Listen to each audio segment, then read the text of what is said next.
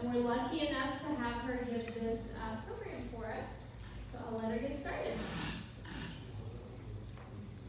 Thank you, Maurice. I am delighted to see so many people interested in American history. You know, it's been, connected? Am I still connected? Yes. I've been doing this about 14 years, and why I love to do this is it's such a miraculous story. I mean, our American soldiers were farm boys. How in the world could we ever think that we could combat the biggest army and navy in the world, the English? But it happened. It happened. And in researching this, I discovered all the generals and admirals were all family men. They were church-going people. And I just enjoyed getting to know these generals and admirals. The one man, Rochambeau, who came over about 5 years ago, I went around saying his name so much, my teenagers all have that word, Rochambeau, as part of their vocabulary. Well, we're going to start, and the whole thing started with Lafayette, a young man over in France. He had all kinds of royal connections. He'd been to school with the King and Queen's children in Versailles. He graduated from the military academy. He was an orphan, but he came from a very wealthy family. And another wealthy family had him get married to a lady when he was 16, but it turned out to be a love match. She was a wonderful wife to him, Adriana. So that was when he was 16. At 19, he's off serving the wonderful King Louis XVI of France. And he was doing this because he was assigned to it. He was a soldier. He was in the army. And some men invited him to a Masonic meeting. Now, I don't know if there are any men here who are Masons, but it's a group of men who do community work, very much like what we have today, Rotary and Kiwanis. And in this group, he met actually the brother of the king, and he was very much on the side of the American colonies. Because what we objected to, we said, taxation without representation is wrong. Now, what do those words mean? Well, the king, now we're talking about now King George III over in England, he was taxing us mercilessly. But he wouldn't let any of our educated men go to Parliament. Now, we had our educated men. I mean, you take John Adams. He graduated from Harvard up in Boston. And down in Virginia, we had Thomas Jefferson, graduated from William and Mary. Excuse me. Now, these men, and there's a third man named Thomas Nelson in Yorktown. His father had sent him over. He paid for him to be educated at Eton, Cambridge, and Oxford.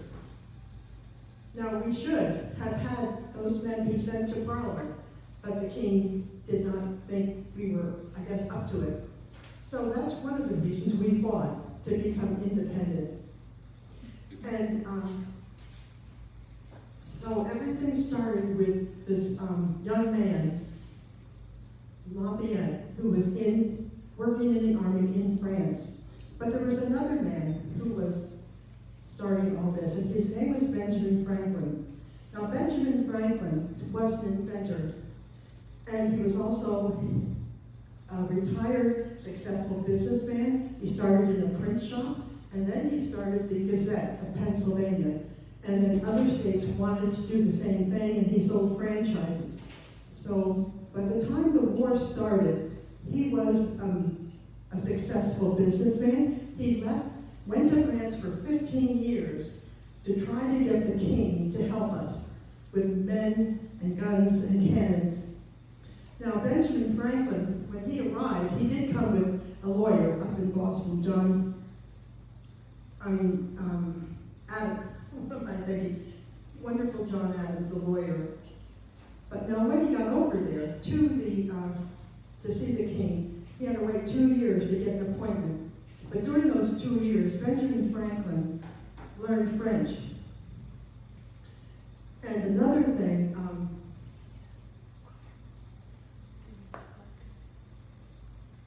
it's okay, it's okay. Thank you, though. Another thing, Benjamin Franklin, the women and the French people loved Benjamin Franklin. He was considered a rock star.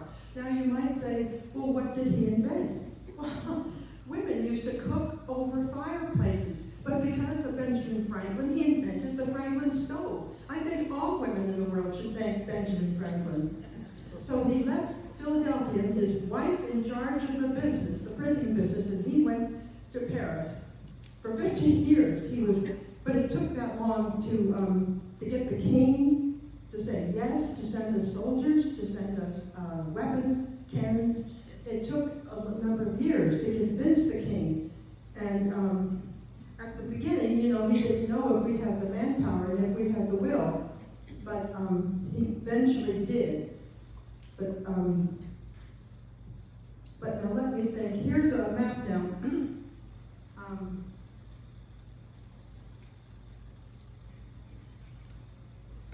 With this map, I wanted to show you the world situation. You see, the French were very angry at the British because they had lost Canada, and they'd also lost India. It was a world war. Even though they called it the French-Indian War of 1765, it was a world war. And I tell you right now, the French people were angry. They were very angry. So that was in our favor.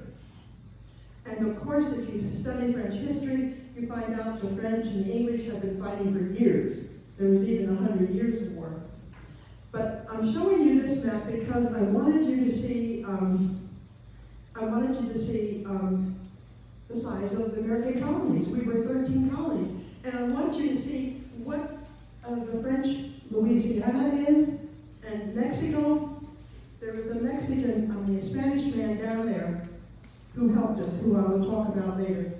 But I wanted you to see, this is what the situation was when our war began.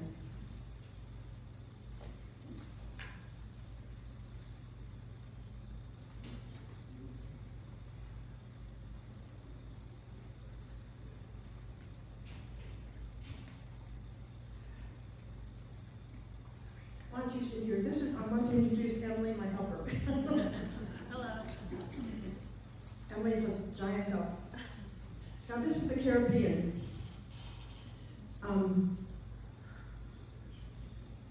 Those of you who've been on cruises, you probably know the name of the French island. It's called Martinique. And that's where the king sent 29 ships loaded with cannons and with men to help the people in Virginia. His name was de Grasse. I know that's not a very familiar name to people. Degrasse. But he'd been sent by the king. He said, now, communicate with Rochambeau up in Newport, Rhode Island, and we'll all meet in Virginia. I mean, the reason I love to tell this story, it is so miraculous. I mean, it just, you would think it's impossible. They didn't have cell phones. How in the world could they all meet together in time and in secret? The British didn't know it. It's just such a beautiful story. Now this is young Lafayette. He came over in 1777 because he really felt he'd never heard about these things before. Democracy, justice, liberty, and he made a very strong bond with George Washington. George Washington never had a son, and Lafayette had never had a father. Lafayette's father actually died when he was 2 years old. Guess what? He was killed by a British soldier. So he grew up as an orphan at the royal court. But he came over and he said to Washington, he's 19 years old, and he came over with some older officers as well, who had a lot of German and European background. So he didn't come alone, but he was so wealthy he was able to buy his own ship. So he came home, landed here rather in South Carolina, went up to Philadelphia, shook the hands, made friends with George Washington, and that was to be a lifelong friendship. And he actually said to him, I want to be a major general, and Washington did. But I'm sure he had a letter of recommendation from Benjamin Franklin, who was over there working as hard as he could at Versailles and Paris for our American cause. Now here is Washington and Lafayette. And like I said, this became a lifelong friendship. Actually, here's the side remark.